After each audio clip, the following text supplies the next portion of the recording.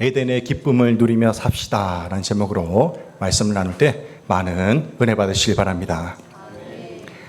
지난 7월 26일부터 19일 동안 파리 올림픽이 성황리에 진행되어서 끝이 났습니다. 이번 올림픽에서 우리나라는 금메달 13개로 종합 8위를 기록을 했습니다. 메달을 땄든 못 땄든 올림픽을 위해 최선을 다한 선수들에게 격려의 박수를 보내고 싶습니다. 우리가 운동 경기를 할 때 누군가 응원해주는 사람이 있으면 얼마나 큰 힘이 되는지 모릅니다. 경기장마다 조국을 위해 경기하는 선수들을 응원하는 사람들이 있기에 선수들이 존재하는 것입니다. 마찬가지로 믿음의 경주를 하며 살아가는 우리에게도 신앙과 삶을 응원해주는 격려자가 필요합니다. 여러분의 신앙을 격려해주는 격려자가 있다는 것을 여러분들 기억하시기 바랍니다. 여러분 사진을 보시면 어제 어린이부 여름 성경학교를 하면서 대형 물놀이 시설을 대여를 해서 즐거운 시간을 가졌습니다. 70만 원 들여서 저 물놀이 도구를 빌려왔어요. 큰 예산이지만 빌리길 잘했다 그런 생각이 들었어요. 아이들이요 어찌나 재밌게 놀든지요. 또 우리 교회 마당이 넓잖아요. 그래서 얼마나 신나고 즐거웠는지 몰라요. 그런데 만약에 저 자리에 아이들만 있었다면요 아이들이 그렇게 신나지 않았을 것 같아요. 청년들도 그리고 우리 중고등학교 누나 오빠들도 함께 했고요. 그리고 어른들도 함께해서 간식도 만들어주고 옆에서 물장구도 쳐주고 함께하는 사람들이 있기에 아이들이 더욱더 신나게 그렇게 놀 수가 있었습니다. 저 모습을 보면서 감동을 받았어요. 아, 이것이 교회구나 라는 그런 생각을 했습니다. 우리가 잘 아는 축복송 중에 하나인 형제의 모습 속에 보이는 이 찬양을 함께 부르면서 서로를 축복했으면 좋겠습니다. 함께 찬양합니다. 형제의 모습 속에 보이는 하나님 형상 아름다워라. 존귀한 주의 자녀 됐으니 사랑하며 섬기리. 우리의 모임 중에 임하신 하나님 영광 아름다워라. 존귀한 왕이 여기 계시니 사랑하며 섬기리. 할렐루야.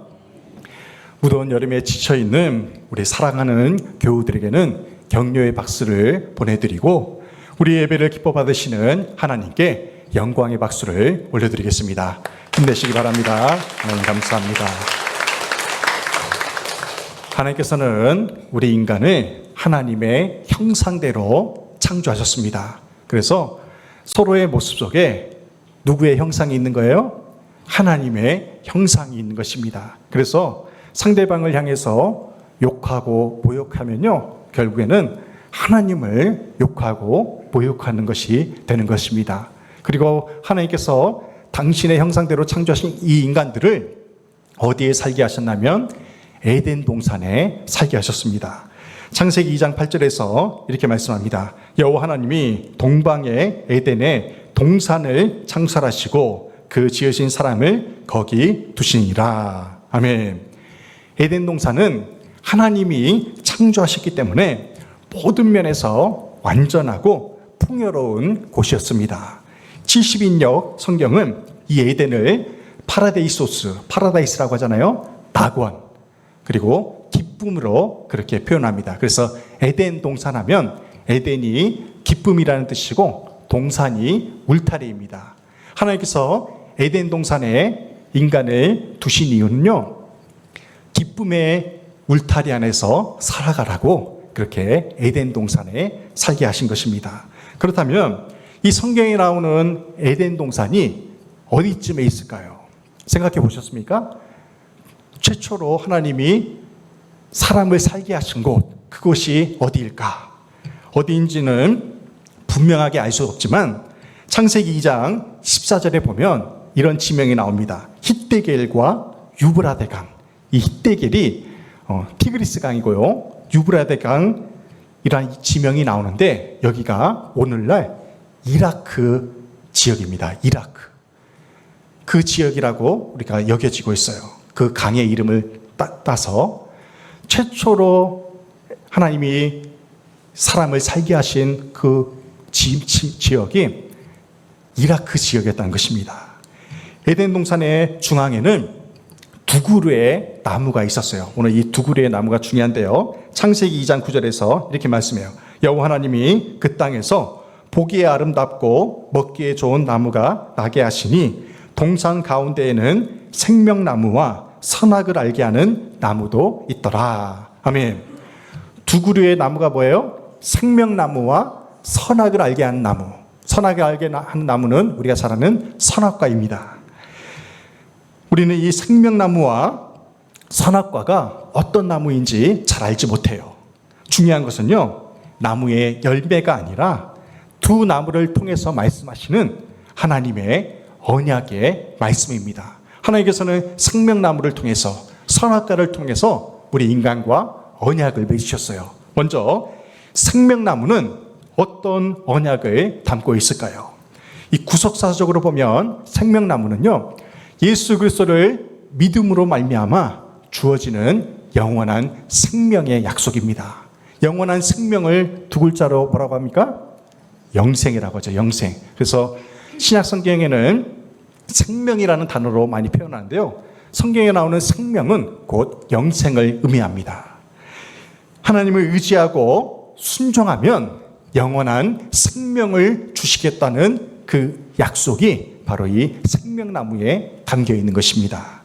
영원한 생명은 단지 죽지 않고 오래 사는 것만을 의미하는 것이 아니에요. 영생은 하나님의 대리 통치자로서 하나님이 창조하신 세상을 다스리고 정복하며 하나님이 주시는 자유와 기쁨 가운데서 영원한 생명을 누리는 것을 의미합니다. 그렇다면 이 선악을 알게 하는 나무, 선악과는 어떠한 의미가, 어떠한 언약이 담겨져 있을까요? 창세기 2장 17절에서 이렇게 말씀합니다. 선악을 알게 하는 나무의 열매는 먹지 말라. 네가 먹는 날에는 반드시 죽으리라 하시니라. 아멘. 선악을 알게 하는 나무의 열매를 먹는 날에는 반드시 어떻게 된다고요? 죽으리라 말씀하셨어요. 불행하게도 첫사람 아담과 하와는요, 하나님의 언약을 버리고 불순종함으로 이 선악과를 따먹고 말았어요. 그 결과 인간 세계에 뭐가 들어왔어요? 죽음이 들어온 것입니다. 죽음이란 무엇입니까? 죽음이란 멸절이 아니라 분리되는 거예요. 분리되는 거. 영적으로 말하면요, 하나님과 인간 사이가 분리되는 것입니다. 원래 하나님의 형상대로 지음받은 인간은 하나님의 음성을 들으며 하나님과 교제하며 살도록 지음을 받은 거예요. 그런데 아담과 하와의 타락으로 말미암아 하나님과 교제할 수가 없게 된 것입니다. 이것이 영적인 죽음이에요. 육체의 죽음도 마찬가지입니다. 멸절이 아니라 육체와 영혼의 분리가 되는 거예요. 사람이 죽으면 육체와 영혼이 다 하늘나라로 가거나 지옥으로 떨어지는 것이 아니라 사람이 죽으면요, 영혼만이 하늘로 올라가는 거예요. 육체는 이 땅 가운데 머물러 있습니다. 그래서 우리의 죽은 육체가 어느 때 부활해요? 주님 다시 오시는 날.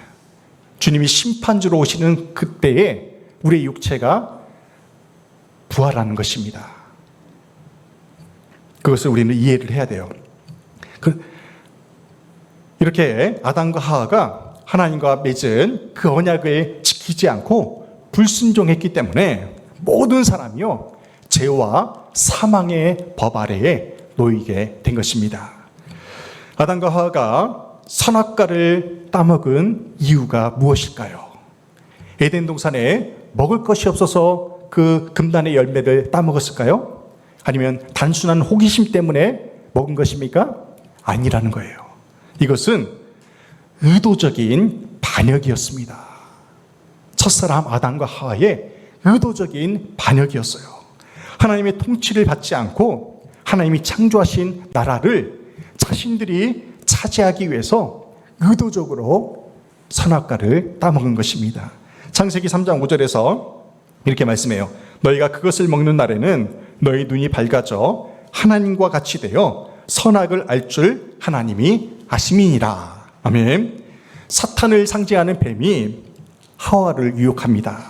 선악과를 먹으면 눈이 밝아져 가지고 하나님과 같이 될 것이다. 먹어라, 그렇게 말해요. 지금은 하나님의 대리 통치자로서 이 땅을 정복하고 다스리지만 너희가 이 선악과만 먹으면 하나님이 된다.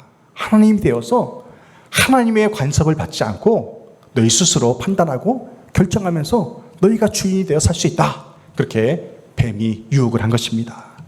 아담과 하와는 하나님이 될 수 있다는 그 말에 속아 넘어가서요, 선악과를 따먹고 말았어요.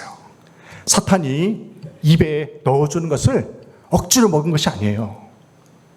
그들의 의지를 가지고 스스로 자기 손으로 직접 그 열매를 먹은 것입니다.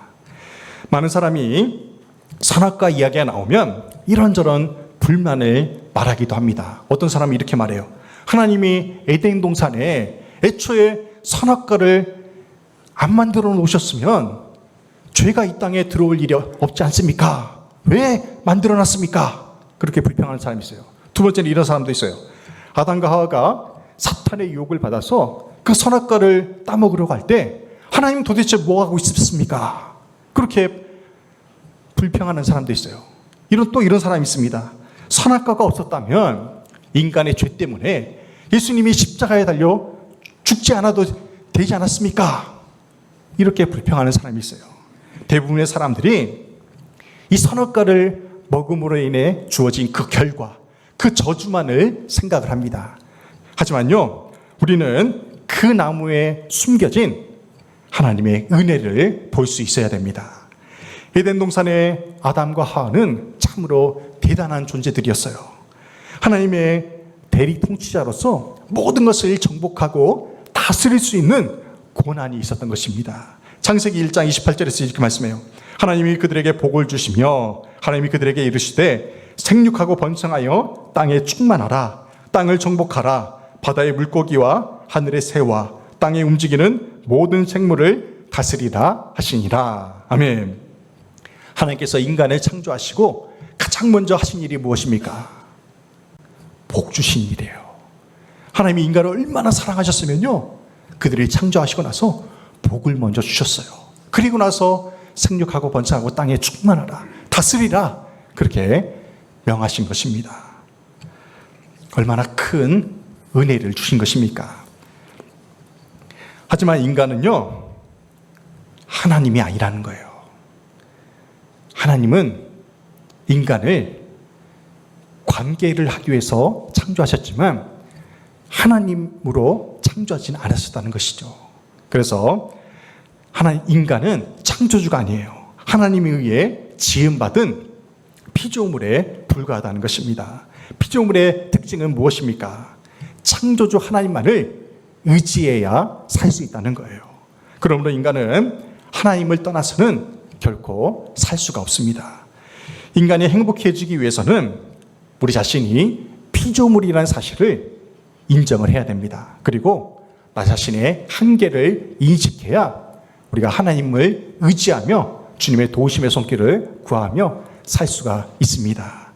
누가복음 15장에 나오는 탕자의 이야기를 아실 것입니다.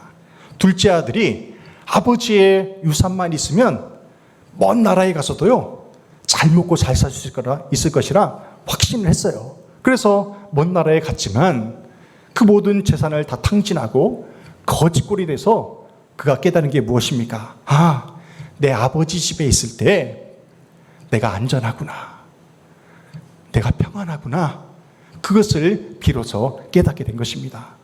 에덴 동산도 마찬가지예요. 하나님께서 우리를 위해 만들어 놓으신 그 기쁨의 동산 안에 살아갈 때 우리가 비로소 안전하고 참된 기쁨과 평안과 안식을 누리며 살 수 있다는 것입니다. 우리가 왜 이 세상을 살면서 좌절하고 이 세상을 살면서 왜 우리가 낙심하는 것입니까? 에덴 동산을 벗어나기 때문에 그래요.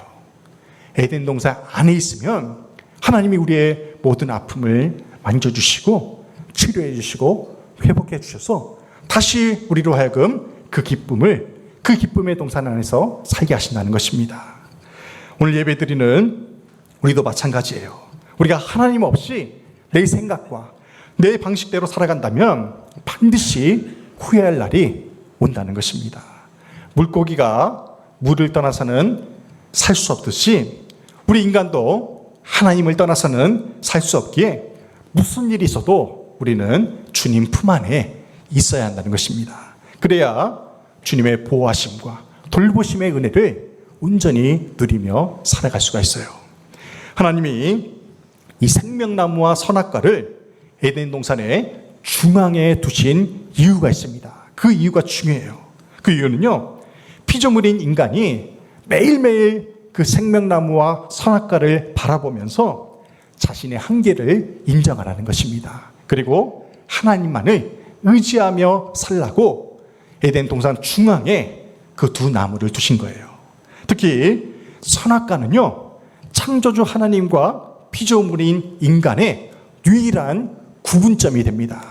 다른 것은 다 누릴 수 있어요. 하지만 그 선악과만은 누리지 못하게 있어요. 그 선악과가 바로 하나님과 인간 사이의 유일한 구분점이에요. 하나님이 이 선악과를 두신 이유가 무엇입니까? 피조물인 인간이 자신의 한계를 인정하고 겸손히 하나님만을 의지하며 살게 하도록 이 선악과를 함께 두신 것입니다. 하나님께서는 선악과를 통해서 우리에게 자유의지를 주셨습니다. 따라해 보겠습니다. 자유의지. 창세기 2장 16절 17절에서 이렇게 말씀해요. 여호와 하나님이 그 사람에게 명하여 이르시되 동산 각종 나무의 열매는 네가 임의로 먹되 선악을 알게 하는 나무의 열매는 먹지 말라. 네가 먹는 날에는 반드시 죽으리라 하시니라. 아멘. 여기서 임의로 먹되 이 말씀이 나와요. 임의로 먹는다는 건 뭐냐면요, 하나님이 인간에게 스스로 판단할 수 있는 자유의지를 주셨다는 의미예요. 하나님이 인간을 로봇이나 동물로 창조하지 않으셨어요. 자유의지를 가진 인격적인 존재로 창조하셨다는 사실입니다. 자유의지를 가진 인격적인 존재가 무슨 의미입니까? 하나님께 순종할 수도 있고 불순종할 수도 있는 그 권한이 누구에게 있다는 거예요? 인간에게 있다는 것입니다. 이 자유는 하나님이 우리에게 주신 최고의 선물입니다. 만일 하나님이 인간을 스스로 판단할 수 없고 결정할 수도 없는 기계적인 존재로 지으셨다면 우리는 얼마나 비참한 존재가 되겠습니까? 하나님은 우리를 그렇게 창조하지 않으셨어요. 하나님은 우리에게 자유의지를 주셔서 스스로 판단하고 결정할 수 있게 하신 것입니다. 그리고 중요한 것은요, 그 결정과 판단에 책임이 따른다는 거예요. 책임. 하나님은 우리가 생각하는 것보다 훨씬 더 인격적인 분이십니다. 하나님은 옛날이나 지금이나 우리에게 자율적이고 인격적인 순종을 원하세요. 하지만 하나님이 주신 그 자유의지를 잘못 남용하여 사용하면요, 그것이 죄가 된다는 것입니다. 파리올림픽 개막식에서 전 세계 시청자들의 눈살을 찌푸린 장면이 연출이 되었어요. 그림을 보시면요, 레오나르도 다빈치가 그린 최후의 만찬 성화를 여러분 다 아실 거예요. 예수님이 12제자를 데리고 만찬을 갖는 이 거룩한 식탁을 이 파리올림픽에서 어떻게 패러디를 했냐면요, 다음 사진 보십시오. 저 맨 앞에 앉아 누워있는 그 분장을 한 사람이 그리스 신화에 나오는 디오니소스를 형상화한 거예요. 디오니소스가 어떤 신이냐면요, 다산과 풍요와 엑스타시, 자아 소멸을 상징하는 신이에요. 저 디오니소스 형상을 가진 그 가수가 어떤 노래를 부르냐면 누라는 제목의 노래를 불러요. 누가 무슨 뜻이냐면 벌거벗은이라는 뜻이에요. 벌거벗은. 그 노래 속에 저 패러디가 형상화되어 있어요. 그 뒤에 있는 왕관을 쓴 뚱뚱한 여인이요, 예수님을 상징해요. 그리고 그 옆에 있는 분장을 하고 있는 사람들이 예수님의 제자들을 패러디한 것입니다. 문제가 뭐냐면요, 저 제자들을 표현한 그 사람들을 보세요. 드래그 퀸이라고 하는데요, 이 드래그 퀸이 뭐냐면 여장 남자예요. 트랜스젠더들이 저기에 서 있는 거예요. 동성애를 최후의 만찬으로 패러디해서 지금 표현하고 있는 것입니다. 이 최후의 만찬 패러디뿐만 아니라 성화 봉성을 하는 도중에도요, 남성 동성애자들이 서로에게 입맞추고 포옹하는 그러한 장면들이 연출이 돼요. 이것이 얼마나 신성모독입니까? 파리올림픽 개막식을 연출한 감독이요, 세계 여론의 문매를 맞아요. 그러자 그가 뭐라고 한지 아세요? 프랑스에는 표현의 자유가 있기 때문에 얼마든지 이렇게 표현할 수 있다, 그렇게 말을 해요. 하지만 계속되는 질타 속에 결국 사과를 했어요. 오늘날 유럽을 비롯한 전 세계적으로요, 이 동성애가 너무나 자연스럽게 표출이 되고 있어요. 올림픽이라는 전 세계 사람들이 보는 그 장면에 이러한 일들이 아무렇지도 않게 나타나고 있잖아요. 세계 기독교가, 전 세계 교회가 더욱더 깨어 기도해야 됩니다. 성서적으로 우리가 살지 않으면요, 얼마든지 우리도 저런 것들을 합법화할 수 있어요. 우리는 더욱더 깨어 기도해야 됩니다. 생명나무와 선악과는요, 에덴 동산 중앙에 있었어요. 그래서 아담과 하와는 매일매일 두 개의 나무를 바라보며 살았습니다. 아담과 하와가 날마다 이 생명나무와 선악과를 바라보면서 무슨 생각을 했을까요? 특히 선악과를 바라보면서 무슨 생각을 했을까요? 하나님이 왜 저 나무를 두셔가지고 나를 시험에 들게 한다냐? 저것도 먹고 싶은데 왜 못 먹게 한다냐? 이렇게 불평을 했겠습니까? 아니에요. 그들이 뱀의 사탄의 유혹을 받기 전까지는요, 피조물에 불과한 자신들을 하나님의 대립 통치자로 세워주신 것에 감사하며 살았던 것입니다. 그리고 무엇보다 하나님이 창조하신 기쁨의 그 울타리 안에서 주님과 교제하며 사는 것을 감사하게 여겼을 것이라는 거예요. 그런데 인간의 문제는요, 하나님의 사랑을 너무나 당연하게 여긴다는 것입니다. 그러니 별 감동이 없어요. 사랑받는 것이 당연하다고 여기는 사람은요, 아무리 큰 사랑을 받아도 감사를 표현하지 않습니다. 감동하지 않아요. 남편에게 사랑받는 것이 당연하다고 생각하는 아내는요, 남편의 그 사랑에 감사하거나 감동하지 않습니다. 부모에게 사랑받는 것을 당연하다고 생각하는 그 자녀들은요, 그 부모의 사랑에 감사하지 않아요. 감동하지 않습니다. 예수님이 이 땅에 계시는 동안 어떤 사람이 뜨겁게 예수님을 사랑했습니까? 누가 주님을 사랑했어요? 종교적인 열심과 기득권을 가진 서기관과 바리새인들이 예수님을 사랑했습니까? 아니에요. 오히려 그들의 기득권을 놓지 않기 위해서 예수님을 핍박한 거예요. 예수님을 진심으로 뜨겁게 사랑하는 사람은요, 주님의 사랑을 진심으로 깨달은 자들이에요. 베드로의 장모가 열병을 치유받았어요. 그때 당시 고열이 40도까지 올라가면요, 치료약이 없어서 다 죽었어요. 하지만 주님의 은혜로 치료받은 베드로의 장모는요, 치유받은 그 즉시 주님께 수종 드는 일을 했어요. 두레돈에 헌금을 드린 그 20원짜리 동전을 넣은 그 여인이 주님을 얼마나 사랑하는 마음으로 헌금을 드린 것입니까? 아리마다 사람 요셉을 보십시오. 국회의원이었어요. 국회의원이 자신의 신분을 드러내고 예수님을 믿는다고 하면요, 파면당해요. 그런데도 아리마다 사람 요셉은 예수님의 시신을 장례하기 위해서 자신의 무덤을 예수님께 내어드리는 그 용기를 보일 수 있었습니다. 왜요? 주님을 진심으로 사랑하기 때문에 그래요. 제가 대학교 2학년 때까지는 아버지 회사에서 전액 장학금을 받았어요. 그러니 학비 걱정하지 않고 그냥 당연하게 그냥 다닐 수 있었어요. 얼마나 좋습니까? 근데 군대를 제대하고 나니까 아버지께서 IMF 때 명퇴를 하셨어요. 이제 학비를 제가 직접 내야 되는 상황에 처한 거예요. 발등에 불이 떨어졌어요. 어떻게 학교를 다니자. 그때 깨달았어요. 아버지 회사에서 주는 그 장학금이 당연한 것이 아니었구나. 그때 깨달았어요. 그래서요, 3, 4학년 동안 공부를 열심히 했습니다. 제가 고백하지만 대학교 1, 2학년 때는 3.0 겨우 받았어요. 4.5 만점에 3.0 겨우 받았어요. 근데 3, 4학년 때요, 평균 4.3 이상을 받았어요. 그래서 3, 4학년 동안 이제 학교에서 주는 장학금 받으면서 졸업을 할 수 있었어요. 당연한 것은 없습니다. 이 세상에 당연한 사랑도 없어요. 우리 청년들도 교회에서 주는 그 장학금을 당연한 것으로 여겨서는 안 돼요. 하나님이 우리에게 주는 사랑의 빚으로 여겨야 돼요. 그 장학금으로 열심히 공부해서 좋은 직장에 취직해서 하나님의 영광을 위해서 쓰임받는 사람이 돼야 돼요.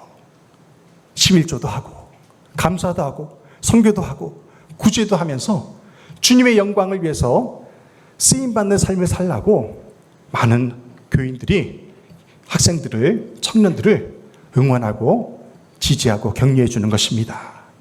우리가 즐겨 부르는 은혜라는 찬양의 가사가 묵상하면 묵상할수록 참으로 은혜로 다가옵니다. 가사가 이래요. 내가 누려왔던 모든 것들이, 내가 지나왔던 모든 시간이, 내가 걸어왔던 모든 순간이 당연한 것 아니라 은혜였어. 할렐루야. 이은기 원사님은 회복돼서 성전에 나와서 예배를 드려요.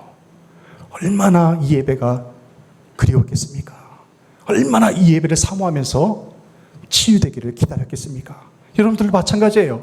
하나님의 은혜로 문제가 해결되고 하나님의 은혜로 건강이 회복되고 그 은혜를 우리는 잊어서는 안 된다는 것입니다. 하나님이 우리에게 베풀어 주신 사랑을 당연한 것으로 여기지 않고 모든 것을 은혜로 여기며 주님께 영광 돌리며 살아가는 저희 여러분 되시기를 주님의 이름으로 축원합니다. 하나님께서 생명나무와 선악과를 동산의 중앙에 두신 또 다른 이유가 있어요. 그것은 뭐냐면요, 스스로 선택하며 살게 하기 위해서예요. 생명나무를 선택할 것인지 선악과를 선택하며 살 것인지를 스스로 결정하게 하신 것입니다. 진정한 사랑은요, 그래서 언제나 선택을 필요로 한다는 거예요. 우리 집사람이 저에게 가끔씩 물어봐요. 나 정말 사랑하냐고. 나 정말 사랑하냐고. 아니 19년 정도 살았으면 이제 그만할 때 됐잖아요. 어제도 그렇게 물어보길래 막 대답 안 했어요. 삐져가지고. 아무튼 선택을 하라는 거예요. 날 사랑하는지 사랑하지 않는지 선택을 하라는 거예요. 내 아내보다 조건이 더 나은 여자들이 많아요. 그렇지만 우리가 내 아내를 사랑하기로 선택을 했기 때문에 아내만을 사랑하며 살아가는 것이죠. 내 남편보다 조건이 더 나은 남자들이 얼마나 많이 있습니까? 그런데도 왜 그 한 남자만을 바라보며 살아가요? 내가 그 남자를 사랑하기로 선택했기 때문에 그 남자만을 바라보며 사는 것이죠. 우리가 세상보다 하나님을 더 사랑하며 사는 이유도 마찬가지예요. 세상에 얼마나 누릴 것이 많이 있습니까? 그런데 우리가 이렇게 교회에 나와서 땀 뻘뻘 흘리면서 성전에 나와서 예배드리는 이유가 뭐예요? 하나님을 진심으로 사랑하기 때문에 성전에 나와 예배를 드리는 것입니다. 신명기 30장 19절에서 이렇게 말씀합니다. 내가 생명과 사망과 복과 저주를 네 앞에 두었은즉 너와 네 자손이 살기 위하여 생명을 선택하고. 아멘. 하나님은 우리의 삶에 생명과 사망, 복과 저주를 함께 두셨어요. 생명과 복을 얻는 비결이 무엇입니까? 세상이 아닌 하나님을 사랑하는 것을 선택할 때 생명과 복을 얻을 수 있습니다. 우리 믿음의 사람들은 선악과가 아닌 생명나무를 선택해야 됩니다. 그래야 우리가 하나님이 우리를 위해 만들어 놓으신 기쁨의 동산 안에서 그 에덴의 기쁨을 온전히 누리며 살 수 있다는 것입니다. 이번 한 주간도 피조물인 인간의 한계를 깨달아 생명과 복을 주시는 하나님의 사랑을 선택하여 주님이 주시는 참된 안식과 평안을 온전히 누리며 살아가시기를 주님의 이름으로 축원합니다. 아멘.